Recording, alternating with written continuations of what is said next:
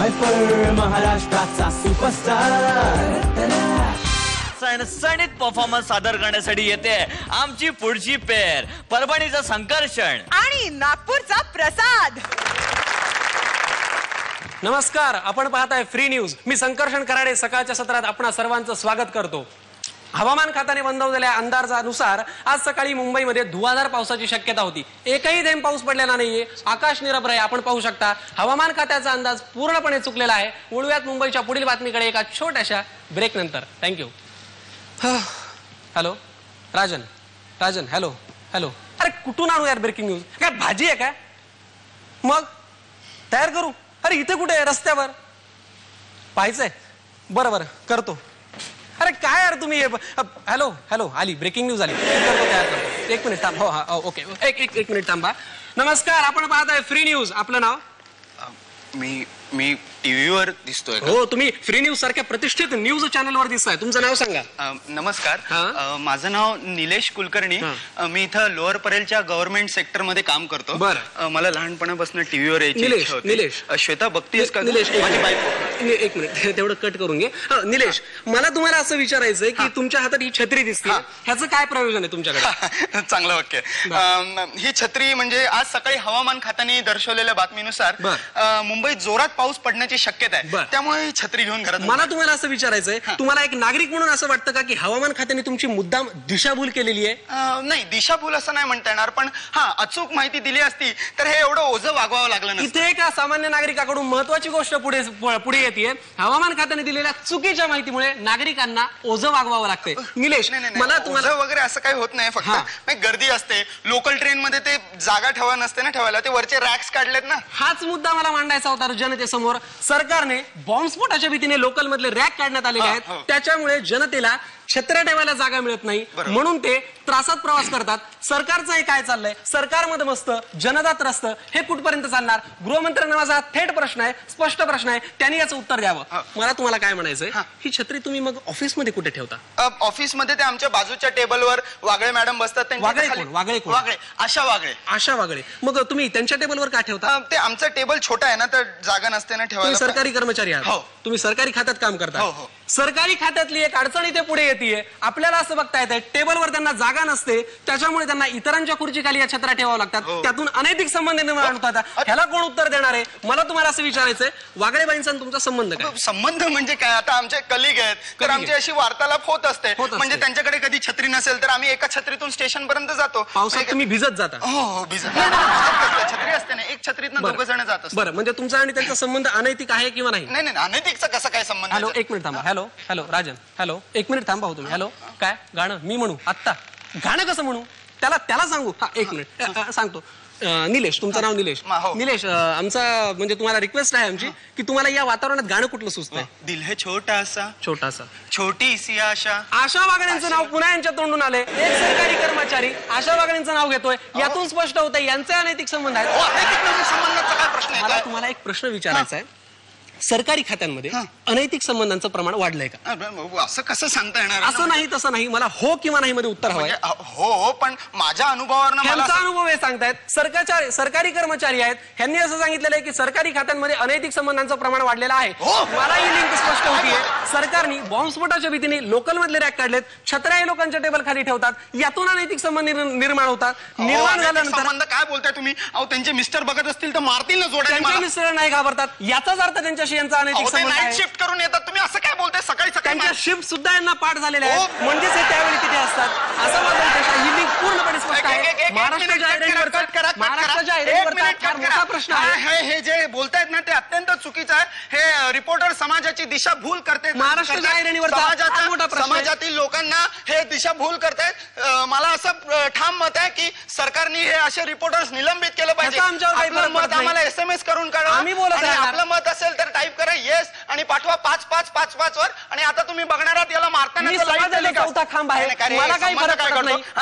संबंध तुम्ही जे संबंध काय? चल समाजाचा चौथा खांब आहे. आम्हाला फरक पडणार नाही. आम्ही थांबणार नाही. तुम्ही पाहत राहा फ्री न्यूज.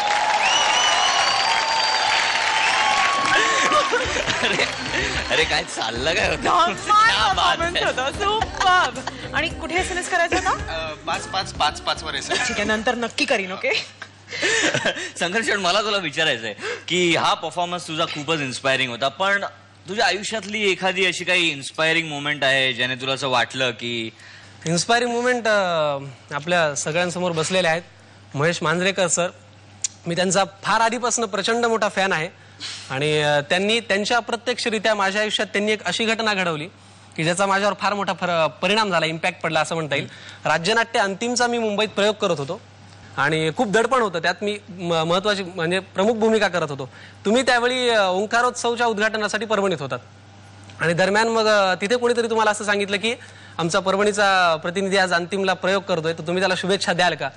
सर, तुम्ही मला फोनवर अगदी मनापासून शुभेच्छा दिल्या होत्यात की संकर्षण घाबरू नको आणि पहिल्या आल्यानंतर मला कळव. प्रयोग मला त्या शुभेच्छांपेक्षाही नंतर म्हणजे जास्त अभिमान स्वतःचा याच्यामुळे वाटला की तुम्ही प्रयोग झाल्यानंतर रात्री 12:30ला पुन्हा फोन केलात आणि मला विचारत की तुझा प्रयोग कसा झाला, मला तू पुन्हा मुंबईत झाला तर मी नक्की पाहायला येईन. हा माझ्या आयुष्यातला फार मोठा म्हणजे एक इन्स्पायरिंग हे म्हणता येईल त्याला. आणि महत्वाची गोष्ट म्हणजे सरांचा फोन आला, प्रयोग झाला आणि मला राज्यनाट्याला अंतिमला महाराष्ट्रात पहिलं मेडल मिळालं. आम्हाला माहिती की तू एक डायलॉग खूप मस्त बोलतोस, तर जरा बोलून दाखव ना आम्हाला सगळ्यांना. नाना पाटेकरचा वजूद पिक्चर मधला डायलॉग आहे. त्यांची जी कविता आहे ती मला खूप आवडते आणि ती थोडीशीच म्हणून दाखवतो. कैसे बताओ मैं तुम्हें, मेरे लिए तुम कौन हो, कैसे बताओ. ये जो तुम्हारा रूप है ये जिंदगी की धूप है, चंदन सा तरशा है बदन, बहती है जिसमें एक अगन. ये शौकियां ये मस्तियां तुमको हवाओं से मिली, जुल्फे घटाओं से मिली, आंखों को झीले मिल गए, चेहरे में सिमटी चांदनी, आवाज में है रागिनी, शीशे के जैसा रूप है, नदियों के जैसी चाल है, कलियों के जैसा अंग है, क्या हुस्न है क्या हाल है. ये जिस्म की रंगीनियां जैसे हजारों तितलियां, बाहों की ये गोलाइयां, अचल में है परछाइयां, ये नगरिया है ख्वाब की, कैसे बताऊं मैं तुम्हें हालत दिल ये बेताब की. क्या बात है. जजेसचे कमेंट्स विचारूया. प्रिया मॅम, तुमचं स्किट होतं ब्रेकिंग न्यूजचं. मला संकर्षण तुला असं वाटलं की हे ऑलरेडी इतकं लाऊड असतं ना, त्याच्यात तू खूप सहजतेने केलंस, पण थोडंसं एक पिच थोडंसं अजून मला असं वाटतं की त्यांचं जे कॅरेक्टर असतं त्या न्यूज रीडर्स नसतातच ते, हे जे ऑन द स्पॉट जे असतात, तर ते जास्त अजून रंगलं असतं. थोडेसे शब्द तुझे हलत होते, ते एखाद दोन ठिकाणी चाललं असतं पण खूप ठिकाणी झालं. पण परफॉर्मन्समध्ये त्याच्यात काही हे नाही, नॅचरली पण फंबल होऊ शकतो.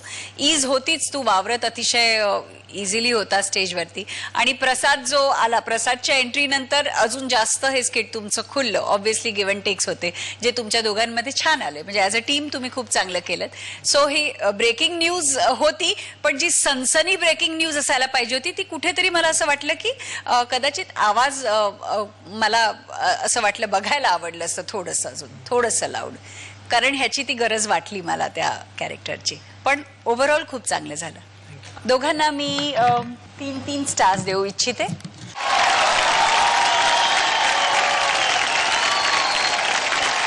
महेश सर, छान होता परफॉर्मन्स, आय एन्जॉय केलं मी.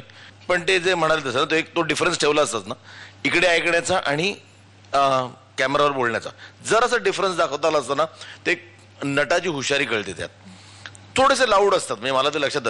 इफ यू बघितलं असेल ना ब्रेकिंग न्यूज, थोड्याने इरिटेटिंग होतं की तुम्ही बोलता आम्हाला ऐकायला येते की तुम्ही काय ओरडताय तिथे. त्याचा तो पिच असा लागला असतो ना उगाच एक, आय डोंट नो वाय. तो थोडंसं ते ऑब्झर्वेशन केलं असतंच, खूप छान. मला तुझं ते एक नुसतं एक छोटीशी बायकोला सांगितलं बघतेस ना, व्हेरी नाईस. म्हणजे पण नंतर ना आय थिंक समवेअर एकदा अशी डायलॉग्स घसरत गेले, मग फंबल्स खूप होत गेले. बट बाकी परफॉर्मन्स वॉज फाईन. एखाद 2 लॅप्सेस ठीक आहे, your human, every actor makes those mistakes. पण नंतर ते मल्टिप्लाय होत गेले. बट बाकी good, very nice, I enjoyed my self. आणि मी पण तुम्हाला 3 स्टार्स देईन प्रत्येक. क्या बात आहे. महेश थँक्यू सरांनी सर. सुद्धा दोन्ही ऍक्टर्सना 3 स्टार्स दिलेले आहेत. संकर्षणला 3 स्टार्स आणि प्रसादला 3 स्टार्स. महेश सर, संकर्षण तुमचा फॅन आहे आणि व्हेरी फाईन ऍक्टर, ते कळतं, ते मला माहिती आहे की म्हणजे ही विल खूप खूप पुढे जाईल. आणि पण ना कधी कधी ना खूप इज पण ऍक्टरची वाट लावते पुढे. थोडं हे पोटात गोळा ठेवून काम करणं खूप गरजेचं असतं. त्या इज मधनं मग ते असं जातं, कधीतरी सटकलं की सटकतं. थोडं ते अवेअरनेस ठेवून काम कर. तुम्ही दोघेही खूप टॅलेंटेड आहात आणि मला माहिती आहे तुम्ही खूप दूरवर जाल. म्हणजे कसं आहे की ॲट युअर स्टेज जेव्हा मी होतो त्यावेळेला मला तुझ्या 50% पण येत नव्हतं. पण टुडे एक्सपिरियन्सने मी हे सांगू शकतो, बिकॉज आम्हाला वाटतं की तुम्ही खूप पुढे जावं. ॲज ॲक्टर्स तुमचा खूप प्रोग्रेस व्हावा. But tell are both talented boys आणि ऑल द बेस्ट. फायफर महाराष्ट्राचा सुपरस्टार